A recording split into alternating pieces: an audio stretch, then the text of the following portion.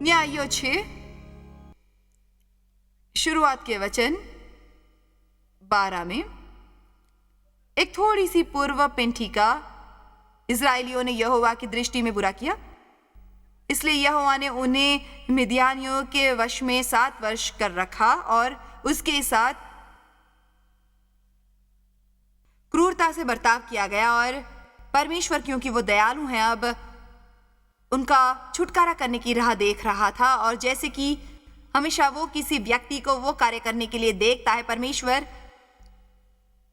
सार्वभौम है, वो कुछ भी कर सकता है जब वो चाहे, उस किसी भी समय पर कर सकता है, लेकिन वो लोगों को इस्तेमाल करता है। परमेश्वर लोगों के द्वारा कार्य करता है, जिसे हम चमत्कार कहते हैं। वो भी कई बार परमेश्वर किसी द्वारा कार्य करता है किसी और की जरूरत पूरी करने के लिए। अब आपको पता है, अर्थात चंगाई के चमत्कार हैं और ऐसी चीजें जहां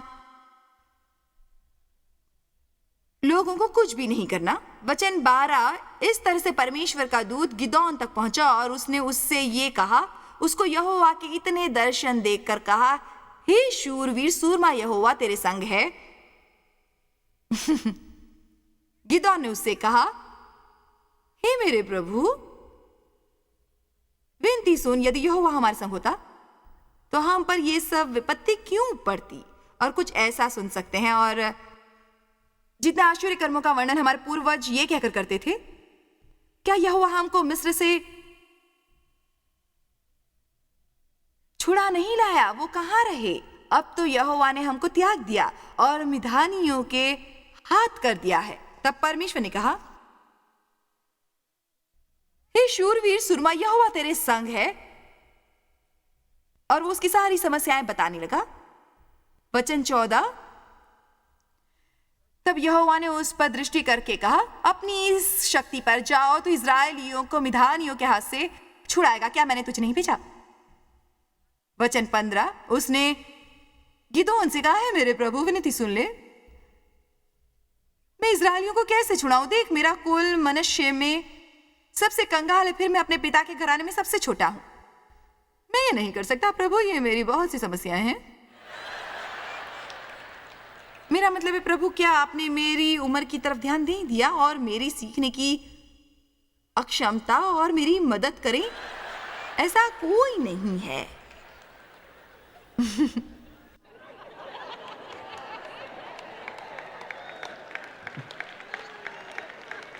और मैं आपको बताती हूं, परमेश्वर के साथ होते हो तो कहता है, महान निर्भय शूर महिला है, निर्भय शूर पुरुष, मैं तुम्हारे संग हूं। तुम्हारे इस जीवन के द्वारा कुछ महान कार्य करो।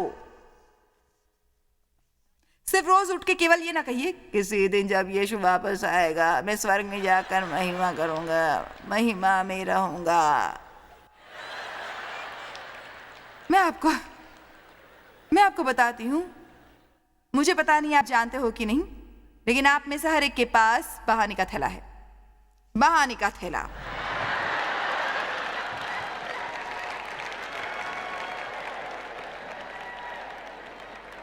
ये एक छोटी सी अदृश्य चीज है जो हम हर समय साथ लेके घूमते हैं। और आपको पता है, जब परमेश्वर या कोई भी किसी चीज का जिक्र करते हैं तो थोड़ी सी चुनौती भरी हो।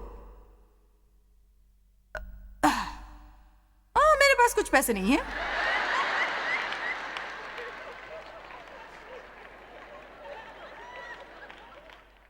मैं ये नहीं कर सकती प्रभु, मेरे पास कुछ पैसे नहीं है। मैंने इसकी योजना नहीं बनाई थी, ये नहीं होगा। मैंने इसकी योजना नहीं बनाई थी। देखिए, परमेश्वर फिर भी मुझसे कुछ चाहता है। ओह, मुझे ऐसा नहीं लगता।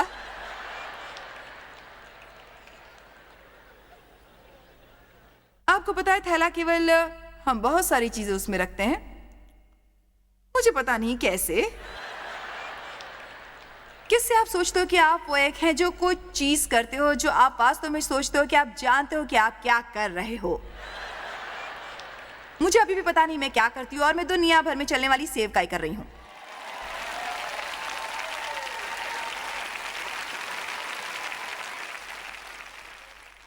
मेरा मतलब मतलब मैं यहाँ आपको बता रही हूँ मेरे पैर के पिछले मसल के बारे में और मेरी कसरत। और आपको पता है, कभी कभी मैं सोचती हूँ, प्रभु आपने ध्यान दिया कि मैं इसमें क्या कर रही हूँ? ओह, हमारे पास यहाँ बहुत है। मुझे डर लगता है।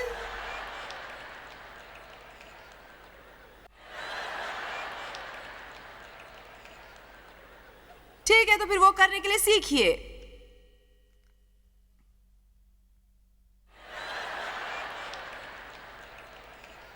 हारे के बहाने के थैले में इसमें से एक है। मुझे लगता है बाकी किसी चीज के अलावा हम इसका ज्यादा उपयोग करते हैं। मुझे लगता है कि हम इससे परिचित हैं। ये बहुत कठिन है। आप कैसे सोच सकते हैं जब आपने उसके लिए प्रयत्न नहीं किया?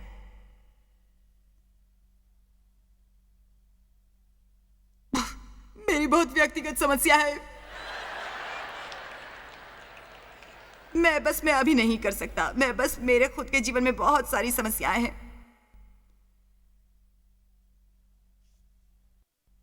मैं अभी इसके लिए तैयार नहीं हूं। अगले साल मैं कर पाऊंगी प्रभु, ठीक है? मुझे पता नहीं किसी ने ये किया भी है या नहीं।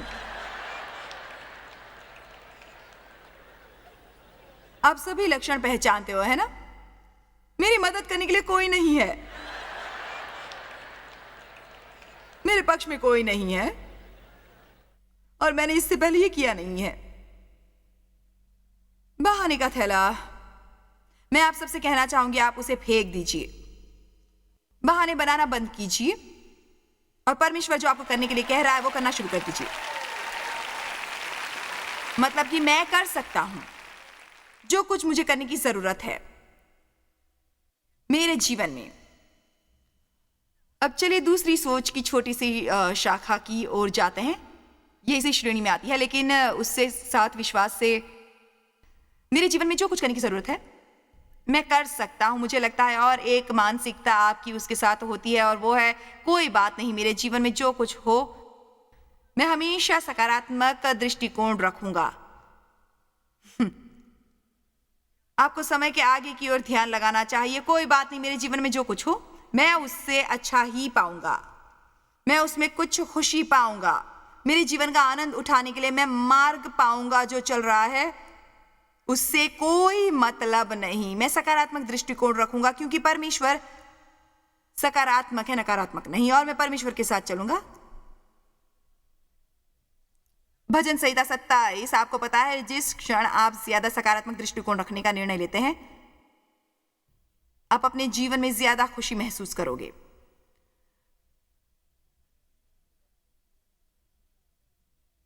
नकारात्मक रह के ये करना असंभव है। चलिए थोड़ा सर्वेक्षण करते हैं। आप में से कितने थोड़े ज्यादा नकारात्मक हो? ओह, आप में से कितने लोग सचमुच सकारात्मक हैं? ओह, क्या आप मेरे लिए प्रार्थना करेंगे?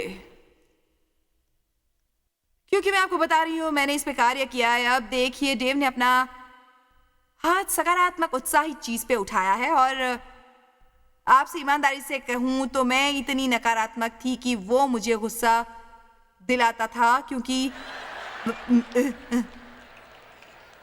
जब आप नकारात्मक और कड़वाहट और चिड़चिड़ेपन वाले होते हैं, आप किसी का अच्छा नहीं कर सकते।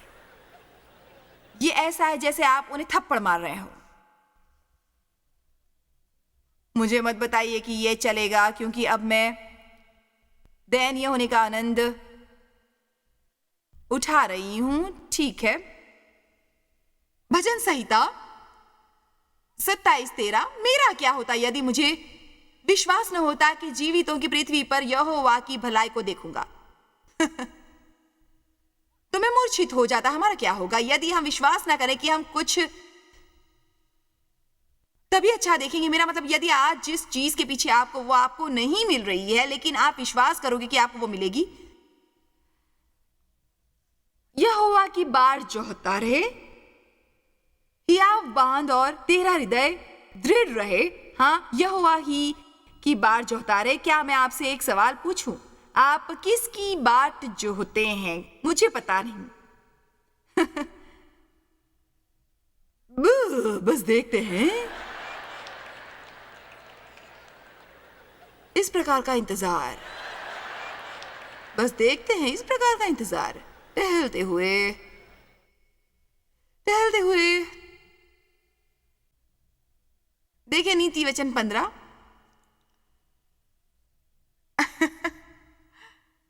आपकी अपनी खुद की सोच रखिए,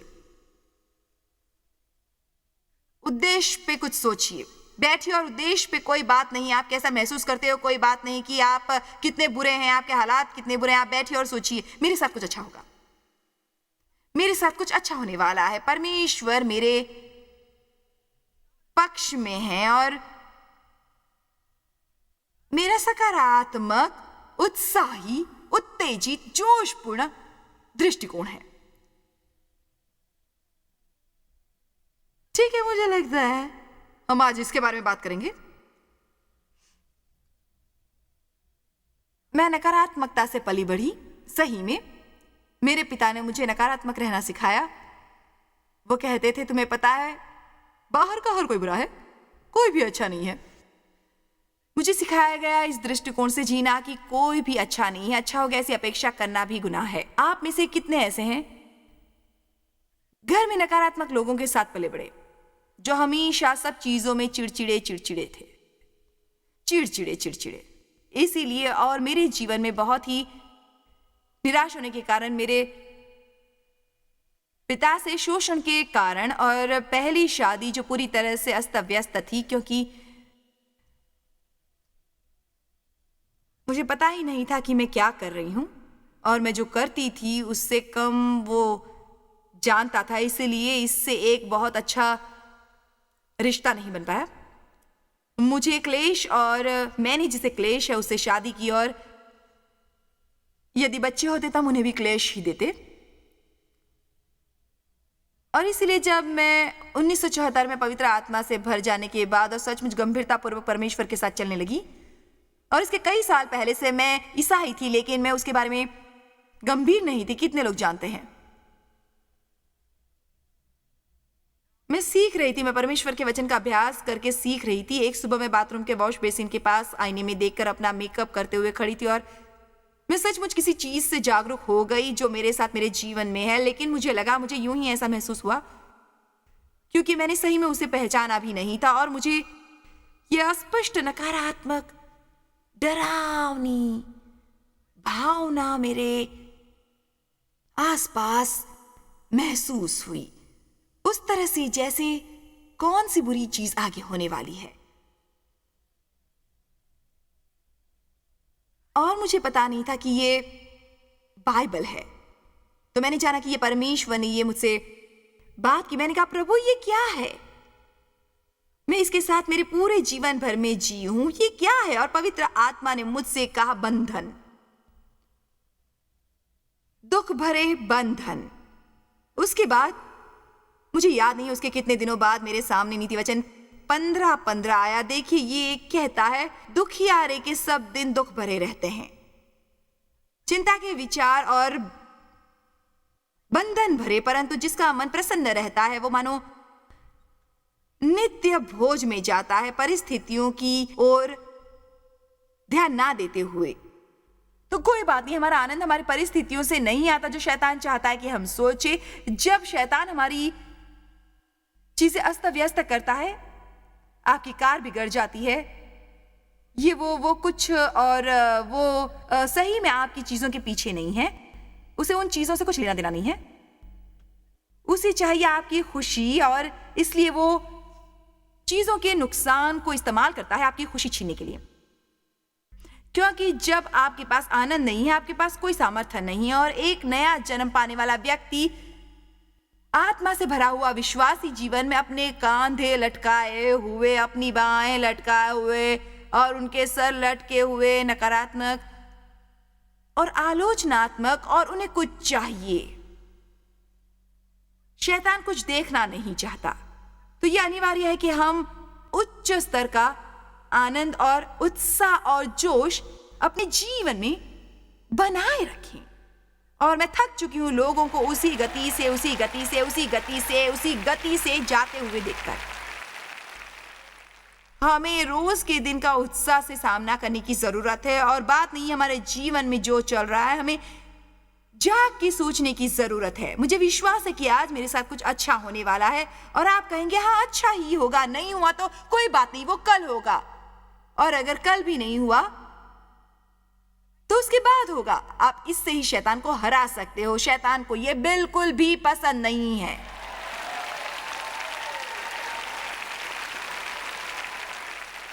मैं तुम्हें अधिक ठहर के दिखाऊंगी। आपके जीवन की गवाही है और मेरी भी गवाही है। काबू पा लिया, बाहर निकली और कैसे मैंने कुछ ना होते हुए शुरुआत की और अब कैसे दुनिया भर की सेवकाई है। ये नहीं, वो सच्ची गवाही है। मैं अभी भी यहां हूं। मैं अभी भी यहां हूं और मेरी कहीं जाने की योजना नहीं है, क्योंकि मुझे अब भरोसा है कि मेरे जीवन में जो करने की जरूरत है वो मैं कर सकती हूं। और मैंने निर्णय भी ले लिया है कि मेरा मन वैसा बनाने की कि कुछ भी हो कोई बात नहीं, मैं उसे सकारात्मक रीति से देखूंगी। मेरा विश्वास है कि सब चीजें अच्छी ही होंगी मेरे जीवन में। आप जानते हैं क्या, मेरा विश्वास है कि सब चीजों में अच्छा है यदि हम केवल उसे देखेंगे तो। आगे कौन सा अनर्थ होने वाला है, ऐसी भावनाएं लेके दुष्ट बंधन में मत बंधिए। कभी ऐसे हुआ है कि आपके जीवन में बहुत सारी उथल पुथल हो रही है कि फोन बजा तब भी आप घबराते हैं? चलिए अब इसका उत्तर भी नहीं देना चाहते। और कभी कभी मुझे अभी भी इसके साथ झगड़ना पड़ता है, जैसे कि हमारे दो बेटे हमारी सेवकाई में बहुत सारा योगदान देते हैं। वो मुख्यतः हर दिन की बातें देखते हैं और कभी कभी उनमें से किसी ने कहा कि मुझे आपसे और पिताजी से कुछ खास बात करनी है। और आपको पता है, मैं उद्देश्यों पर ध्यान देती हूं। जब मुझे वो भावनाएं आती हैं तो मैं सोचती हूं नहीं, मैं विश्वास करती हूं सब कुछ अच्छा होने वाला है। मैं विश्वास करती हूं कि मुझे कुछ अद्भुत मिलेगा। और मैंने कहना सीखा है कि जो कुछ वो कहेंगे मैं उसे संभालूंगी। जो कुछ भी वो कहेंगे मैं उसे संभालूंगी। चलिए, अब जो कुछ आपके जीवन में आएगा आप उसे संभालेंगे अच्छी तरह से। आप में से कितने सोचते हैं कि ये सामर्थ्यशाली सोच है जिसे सोचना योग्य है? आपको पता है दाऊद, आप कहोगे ठीक है, दाऊद के लिए ये कहना आसान है, उसके लिए ये कहना आसान है कि मैं विश्वास करता हूं कुछ अच्छे के लिए। लेकिन आपको पता है कि राजा था, उससे मेरी समस्या नहीं थी। ठीक है, आपको पता है क्या दाऊद को बहुत सारे शत्रु थे। यदि आपने भजन संहिता पढ़ा तो मेरा मतलब वो हमेशा कोशिश करता था कि परमेश्वर उसके शत्रुओं का पीछा करे। राजा शाऊल कई सालों से आक्रामकता से उसे मारने की कोशिश करता था और इन सभी सालों में दाऊद छुपता था और गुफाओं में रहता था। उसके अपने बेटे अबशालोम ने उसे धोखा दिया और गुप्त रीति से उसका राज्य छीनने की कोशिश की। वे विचार और खून करके उसने परमेश्वर को काफी निराश किया। उसके बच्चे की मृत्यु हो गई। उसको मंदिर बनाने की अनुमति नहीं मिली जो वो चाहता था। उसे सतत युद्ध करना पड़ा। इसके बावजूद वो कहता क्या, मेरा क्या हुआ है, कितना डरावना दयनीय दुख भरी मेरी जिंदगी है। यही मेरा विश्वास नहीं होता कि मैं परमेश्वर की भलाई देखूंगा स्वर्ग में नहीं परंतु जीवनों की पृथ्वी पर। वो कहता है जब मैं इस पृथ्वी पर हूं तब मेरे लिए कुछ अच्छा होने वाला है, कुछ अच्छा। आमीन। आपको पता है इस चीज को कहते हैं मर्फी का नियम, और मैं नहीं समझती कि किसी को ये मर्फी कौन है इसका पता होगा, परंतु ये वास्तव में व्यक्ति था। मेरे हिसाब से कहानी ऐसी है कि वो हवाई जहाज के कंपनी में था। उससे कुछ गलती हुई तो उसने निश्चय किया यदि कुछ गलत होता है तो वो होता ही है। उसे मर्फी का नियम कहते हैं। कितने लोग ये जानते हैं? मतलब किसी को पता नहीं ये व्यक्ति कौन था, और सभी लोग जो यहां पर हैं उन्होंने उसके बारे में सुना है। एक हवाई जहाज की कंपनी में मैकेनिक आदमी। ठीक है, मैं जॉयस का नियम बनाऊंगी। आमीन। जिसे सही होना है होता ही है। कोई भी चीज जैसे दिखती है उतनी कठिन नहीं होती, और यदि किसी के लिए कुछ अच्छा होता है तो वो मेरे लिए होगा।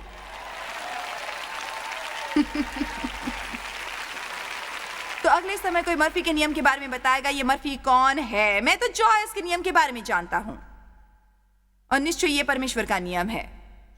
मैं थोड़े मजाक से बात कर रही हूं, मगर सकारात्मक नजरिया रखिए। सच में देखो तो बाइबल के जितने लोगों को हम जानते हैं, ईमानदारी से देखा जाए तो उनकी परिस्थिति भयानक होती थी, मगर नजरिया सकारात्मक होता था। यूसुफ, दाऊद, अस्तेर, रुत, पौलुस, मूसा, इब्राहिम, हम इनकी प्रशंसा करते हैं, हम उन्हें अपने हीरो मानते हैं। मैं इसे जरा अच्छे नाप के लिए बाहर फेंकती हूं। इनके बारे में बोलने के लिए ज्यादा समय नहीं है, मगर आज इसी का एक भाग होने के नाते हमें वक्त के आगे की सोचनी चाहिए। तुम्हें उसकी जरूरत है। ये आपकी मनोदशा होनी चाहिए। मैं किसी चीज के बारे में शिकायत नहीं करूंगी, चाहे कुछ भी हो, मैं शिकायत नहीं करूंगी, क्योंकि ईमानदारी से कहती हूं, बिना शिकायत के सफलता मिलती है। जो सांस लेकर जिंदा है उसे हर एक को ये एक प्रकार की चुनौती है। मेरे पास इस पर सिखाने के लिए समय नहीं है, मगर आप ध्यान दीजिए। फिर दूसरी बात, आज मैं चाहती हूं आप दूसरी चीज की तरफ देखिए, वो है परमेश्वर की आज्ञा तुरंत मानना। मैं परमेश्वर की आज्ञा तुरंत मानती हूं, मैं प्रार्थना करती हूं, मैं आज्ञा पालन करती हूं। जो परमेश्वर मुझे कहता है करती हूं। मैं बहानेबाजी नहीं करती हूं, मैं टालती नहीं, मैं शीघ्र आज्ञा पालन करती हूं। शीघ्र। निर्गमन 24 देखिए।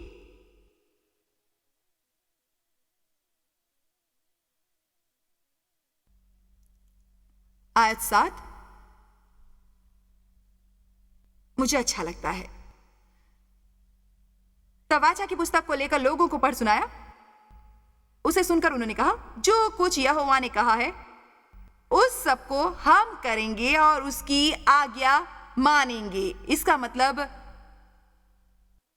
उन्होंने सिर्फ परमेश्वर का वचन सुनने के लिए सुना नहीं। जब वे वचन को सुनने के लिए आए थे, उन्होंने निश्चय किया था, मुझे सीखना चाहिए जो मुझे करना है, और चाहे कुछ भी हो जाए मैं उसे करूंगी ही। मुझे अचरज होता है कि क्या होगा यदि हर एक का स्वभाव इस प्रकार से बन जाए, तो वो कहीं भी बैठ सकते हैं जहां वचन दिया जाता है। जब कभी मेरे कार्यक्रम के लिए टीवी चलाते हो, जब कभी आप चर्च जाते हो, जहां कभी ऐसे सम्मेलन में सहभागी होते हो, जब आप सीडी सुनते हो या डीवीडी देखते हो या रेडियो पर संदेश सुनते हो, तुम्हारी मनोदशा होनी चाहिए कि अब जो भी मैं सीख रही हूं मैं वैसे ही करूंगी। क्या आप जानते हैं कि आप में होने वाले मसीहा के द्वारा आप सब कुछ कर सकते जो परमेश्वर चाहता है कि आप करें, मगर ये सब करने के लिए आप में ये सोच होनी चाहिए कि मैं कर सकती हूं।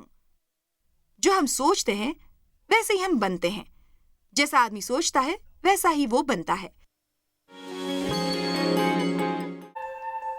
जॉयस मायर मिनिस्ट्रीज में आप हमारे लिए कितने अहम हैं, इसका आपको अंदाजा नहीं। हम आपके आभारी हैं और हम धन्यवाद करते हैं अपने सब मित्रों और सहयोगियों का कि उन्होंने इस विश्वव्यापी सेवकाई को संभव बनाया। मिलकर हम भूखों को खिला रहे हैं, गरीबों को पहना रहे हैं और कई देशों में सुसमाचार पहुंचा रहे हैं। कृपया हमसे संपर्क करें या विजिट करें jmmindia.org पर। आज ही अपनी प्रार्थना के अनुरोध बताने के लिए, हमारे साधनों के बारे में और जानकारी और जॉयस की सभाओं का शेड्यूल जानने के लिए, और हमारे सहयोगी बन जाएं दुनिया भर में मसीह का प्रेम बांटने के लिए।